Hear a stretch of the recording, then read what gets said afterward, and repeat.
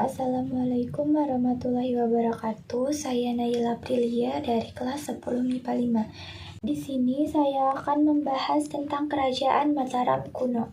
Kerajaan Mataram kuno adalah kerajaan Hindu-Buddha yang berdiri di Jawa Tengah bagian selatan pada abad ke-8, kemudian pindah ke Jawa Timur pada abad ke-10. Di Jawa Tengah, letak Kerajaan Mataram kuno diperkirakan terletak di Bumi Mataram, sebutan lama untuk Yogyakarta. Pusat kerajaan ini kemudian mengalami beberapa kali perpindahan hingga sampai ke Jawa Timur.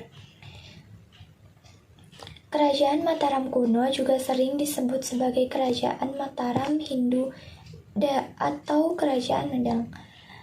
Pendiri Kerajaan Mataram kuno adalah Rakai Mataram, Sang Ratu Sanjaya yang berkuasa antara 732 sampai 760 Masehi. Kerajaan Mataram kuno berdiri pada tahun 732 Masehi dan runtuh pada 1007 Masehi. Selama hampir 3 abad berkuasa, terdapat 3 dinasti yang memerintah, yaitu dinasti Sanjaya dan dinasti Shailendra di Jawa Tengah serta dinasti Isyana di Jawa Timur. Sejarah Kerajaan Mataram kuno dapat diketahui dari Prasasti Canggal, Prasasti Kalasan, Prasasti Balitung, Prasasti Klurak, Candi Gedong Songo, Candi Borobudur, Candi Bendut, Candi Plawesan, Candi Prambanan, dan masih banyak lainnya. Selanjutnya, perpecahan Kerajaan Mataram kuno. Kekuasaan Kerajaan Mataram kuno pertama kali dipegang oleh Raja Sanjaya yang bergelar Rakai Mataram Sang Raja Sanjaya. Dibuktikan dengan Prasasti Canggal dan Carita Parahyangan. Raja Sanjaya dikenal sebagai raja yang bijaksana, cakap, adil, dan taat dalam beragama. Di bawah pemerintahannya, wilayah Kerajaan Mataram kuno semakin luas dan rakyatnya sejahtera. Kerajaan ini juga menjadi pusat pembelajaran agama Hindu, dibuktikan dengan banyaknya pendeta yang berkunjung dan menetap di Mataram. Pada pertengahan abad ke-8, Raja Sanjaya wafat dan digantikan oleh putranya, Rakai Panangkaran. Setelah Rakai Panangkaran wafat, Kerajaan Mataram kuno terpecah menjadi 2. Dinasti Sanjaya memerintah Kerajaan Mataram kuno bercorak Hindu di Jawa Tengah bagian utara. Sementara dinasti Shailendra memerintah Kerajaan Mataram kuno bercorak Buddha di Jawa Tengah bagian selatan. Masa kejayaan Kerajaan Mataram kuno. Dinasti Shailendra muncul pada akhir abad ke-8 dan periode kepemimpinannya menjadi masa keemasan Kerajaan Mataram kuno. Perkembangan terjadi di berbagai bidang, seperti politik, ilmu pengetahuan, budaya, kesenian, dan sosial. Raja pertama Kerajaan Mataram kuno dari dinasti Shailendra adalah Sri Dharma Tungga. Pada masa pemerintahannya, konon wilayah kekuasaannya mencapai semenanjung Malaka. Setiap berganti raja, keadaan Kerajaan Mataram kuno semakin gemilang dan termasyhur. Sri Dharma Tungga digantikan oleh Indra Shailendra yang berhasil menaklukkan China, Kamboja. Setelah itu, Kerajaan Mataram kuno dipimpin dari Samaratungga. Pada periode ini, ilmu seni sangat berkembang dan dibangunlah Candi Borobudur.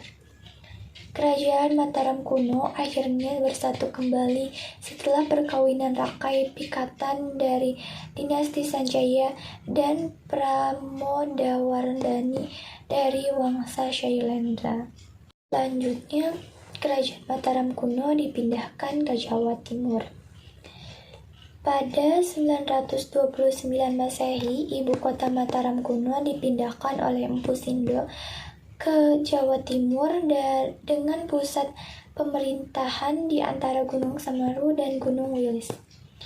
Terdapat beberapa alasan yang diperkirakan menjadi sebab perpindahan ini, seperti faktor bencana alam, politik, dan adanya ancaman dari kerajaan lain.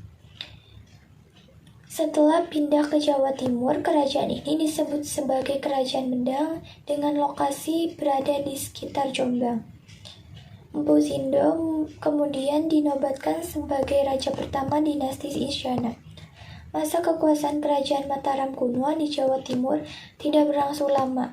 Raja-raja penerus Mpu Sindo juga sangat peling mewariskan bukti peninggalan sehingga namanya seakan tenggelam dalam sejarah. Selanjutnya di sini ada raja kerajaan Mataram kuno. Yang pertama ada Raja Sanjaya, Rakai Panangkaran, Rakai Panunggalan, Rakai Warak, Rakai Garung, Rakai Pikatan, Rakai Kayuwangi, Rakai Watu Humalang, Rakai Watukura, Empu Daksa, Rakai Layang Diah Tulodong, Rakai Sumba Diah Wawa, Mpu Sindo, Sri Lokapala. Selanjutnya peninggalan kerajaan Mataram kuno. Ketika berdiri di Jawa Tengah, kerajaan Mataram kuno mewariskan cukup banyak peninggalan berupa prasasti dan candi yang dapat ditemui hingga sekarang. Prasasti kerajaan Mataram kuno itu ada prasasti Canggal, prasasti Kalasan, prasasti Mantiasi, prasasti Klurak. Pertama ada prasasti Canggal. Prasasti Canggal adalah prasasti dalam bentuk candra sengkala berangkat tahun 654 Saka atau 732 Masehi yang ditemukan di halaman Candi Gunung Wukir di Susun Canggal, Desa Kadiluwih, Kecamatan Salam, Magelang, Jawa Tengah. Prasasti yang ditulis pada stela batu ini menggunakan aksara Palawa dan bahasa Sanskerta.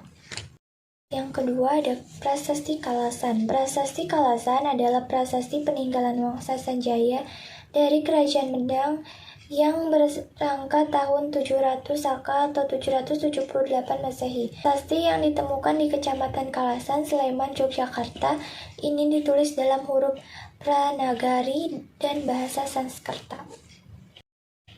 Yang ketiga ada prasasti Mantiasi. Prasasti ini ditemukan di Kampung Matese, Magelang Utara, Jawa Tengah. Prasasti ini berisi daftar silsilah raja-raja Mataram sebelum Raja Belitung. Selain itu, di dalamnya juga memuat bahwa desa Mantiasi ditetapkan Balitung sebagai desa bebas pajak. Yang keempat, prasasti Klurak.